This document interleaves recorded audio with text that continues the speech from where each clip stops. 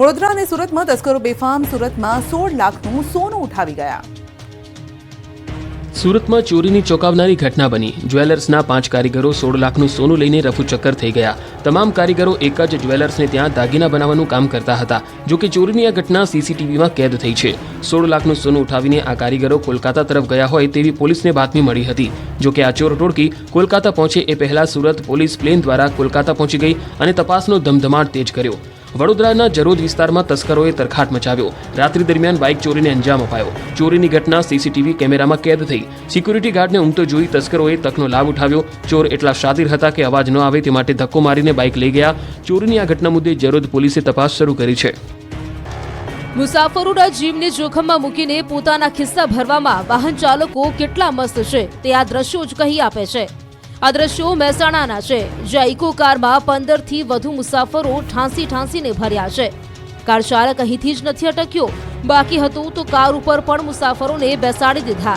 Car ઉપર બેઠેલા મુસાફરો પણ જાણે આ જોખમી સવારીની મજા માણી રહ્યા હોય તેમ બિંદાસ રીતે બેઠા છે. ચોંકાવનારી વાત તો એ હતી કે આ કાર નંબર પ્લેટ વગરની છે, છતાં ચાલક બેફામ રીતે ચલાવી રહ્યો છે, અને એ પણ ટ્રાફિક પોલીસના ડર વગર. આ તરફ સુરતના સરથાણા વિસ્તારમાં બાઇક પર સ્ટન્ટ કરતો વિડીયો વાયરલ થયો છે. બાઇક ચાલક બંને હાથ છોડી બાઇક ચલાવતો જોવા મળ્યો. બાઇક ચાલકની આસપાસ અન્ય વાહન ચાલકો પસાર થઈ રહ્યા છે. વાહનોની અવરજવર વચ્ચે ટ્રાફિક હોવા છતાં બીજાના જીવ જોખમમાં મૂકીને આ મહાશય હીરોગીરી કરી રહ્યા છે. જો તમે સુરતમાં ઓવરલોડેડ વાહન લઈને જશો તો થશે દંડની કાર્યવાહી. જોખમકારક રીતે માલ વહન કરતા વાહન ચાલકો સામે આરટીઓએ તવાઈ બોલાવી છે.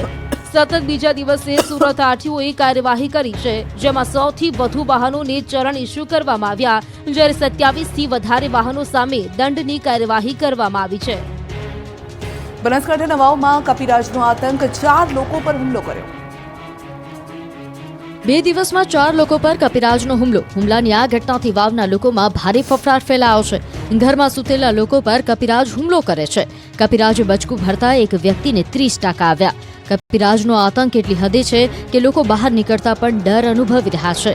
કૂદાકૂદ કરીને આવતા કપિરાજોએ ઘરમાં સૂતેલા કેટલાક લોકોને નિશાન બનાવ્યા, તો વાવના ગોડાઉન વિસ્તારમાં મંડપ બાંધવા આવેલા લોકો પર પણ હુમલો કર્યો. 4 લોકો પર કપિરાજના હુમલા બાદ ફફડી ઉઠેલા લોકોએ વન વિભાગને જાણ કરી હતી.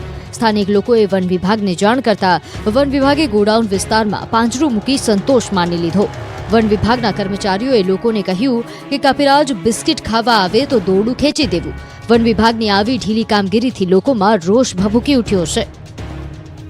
એક સાથે 4 સિંહ અને 2 સિંહ બાળ પાણી પીતા નજરે પડ્યા. ગીર સોમનાથના રામપરા નજીક દેખાયો સિંહ પરિવાર.